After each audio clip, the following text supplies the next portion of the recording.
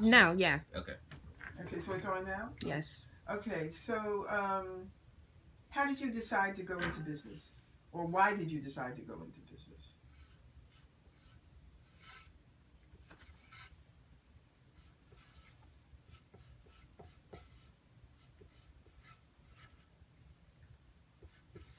Oh my goodness, I'm losing this. Where is it now?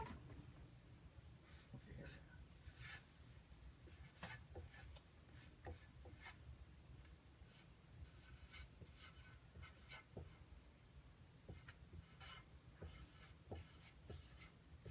go. And then how did you prepare yourself for starting your business? Okay. Is it pen working out okay, or is it running out of ink? I feel like it's gonna happen. I had a smaller one. Um, a sharp, another. Oh, here we are. This one is a little bit better. Okay. Excuse me.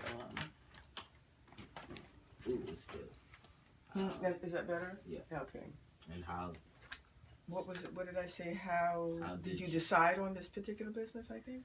how did you decide to go to business? And so the next question would be how did you Let's see.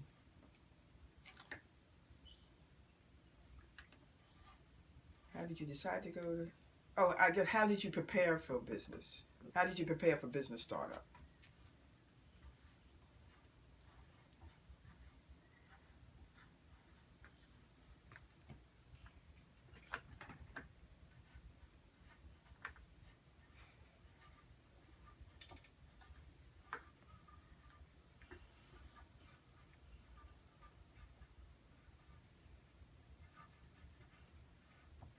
Okay, so that's enough.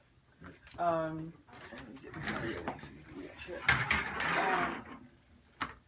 So does that spark any questions for that you might want to think about, Aaliyah? Money management skills, Excellent. especially for their startup. Okay. So I think that's perfect. Okay, so in that creates a lot. That generates a lot of questions like, um, how did you get the money to start up? Is that one of your questions? Yeah, like how did they start applying for grants? Okay.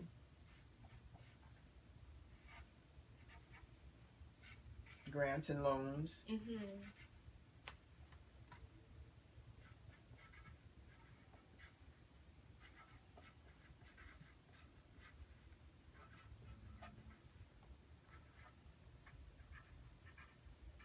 That could be a whole subject matter in and of itself. Access to capital for a business startup. Um, and what did they use to start up? Like, where did they get funds from? Because usually it's friends and family. That's Mm-hmm. where everybody gets their initial startup money, and then once they kind of proven themselves, then they can take their business plan and go, to a bank or go to a venture capitalist for investment money. But then, Aaliyah, you mentioned money management. And that's another thing that's important because when you're in business, your business generates profit and therefore cash. And what do you do with that cash when it's sitting there in the account, Yeah. in the business account? There's a whole discipline in business called cash management. Is using that cash that's in that account and making the most of it, generating the highest return. But then at the same time, there's also personal money management. Yes. Because you want to think about investing in money so that you can have a retirement fund when you eventually sell the business or just retire. But go ahead, Aaliyah, because you had something else you wanted to say. Yeah, another question. I think that's probably more important when it comes to businesses that are started up by more than one person. Like a partnership? Yes, Mhm. especially partnerships. Because on some hand, some of the businesses that we're gonna end up interviewing, I noticed that only a couple of them use, two co-founders or partners. So I think that's probably another big reason why a lot of people start their own businesses solo. Because it's a challenge to do a partnership. Is that what you're saying? Yeah. Okay.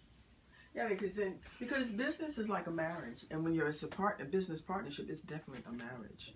So you have to, in marriage, the most important thing is communication, Yes. and that you have a similar vision about what it is that you want for your business. So you really have to think about going into partnership is a good thing because it divides up the work because Yes. there's a lot of work in running your own business. So that really takes some of the stress off trying to juggle everything and trying to do everything yourself.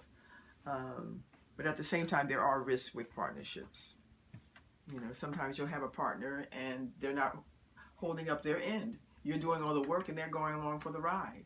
Or they may be, ripping off the business. Or, any number of things can happen. So you have to be very careful with partnerships. There are benefits and then there are negatives about it. So I think those are really good. I think the financial question is really, really key. And another thing that's really key is management. What skills do you have that you can use to run a business? And how did you continue to improve your skills? Because you can have funds or loans, but if you don't have good management skills, you'll just squander the money that you get. And I've had experience with that. Personally, of course, but in working with other businesses. One thing when you're starting out in business and you're a small business, whatever personal habits you have, you translate those personal habits into your business habits. So if you're a shopaholic, and I'm not going to point out who's a shopaholic, then you might tend to spend, the funds from your business on unnecessary things for your business. Equipment and office supplies, all those things you need, but you have to be you have to really learn to manage your money. So what skills do you have to run a business? And from my experience, management skills are more important than having the money. Because if you have the money and you don't know what to do with it, you're going to squander it. Absolutely. So the important thing is to get as much training as you can get experience through working with other businesses. Like I know Alana, I remember you called our cleaners who owns a cleaning business, and he now lives in the Bronx and used to live in East Harlem. Mm-hmm. But before he started his cleaning business, he worked for 20 years with a cleaning business, because it was a clothing cleaners business. And then, he and I worked together so that he could expand his business. So he went from one location to having 2 locations. So it's that management that's really important, those business management skills. Because if you have the business management skills, but you don't have the money, then you can be resourceful enough to launch the business with a minimal amount of money.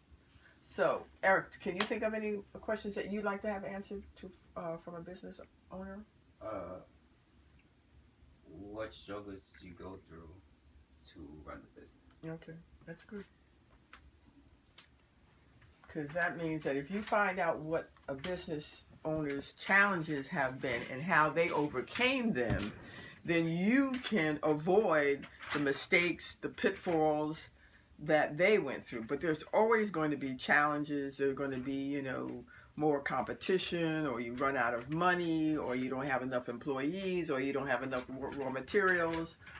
Whatever the situation is, that's just part of life. You're going to run into challenges, whether it's your personal life or it's your business life. But the more you know about what to expect, and you can get that information from business owners, the better off you are.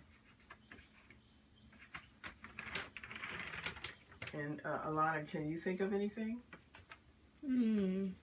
that you would like to know from a business owner? And I must admit, you 2 ladies look very nice today. Thank you. I would just like to know what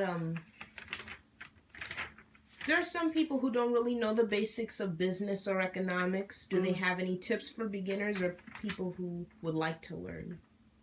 Okay, so they're just obviously getting ready to respond to the question, but the question is, what do you do if you don't have a lot of business experience? Is that what you're asking? Yes. Okay. Or how do you prepare to go into business?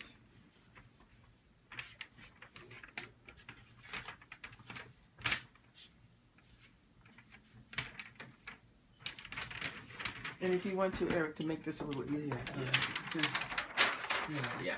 do what it is, so because you're tall. I'll get hurt. What do you do?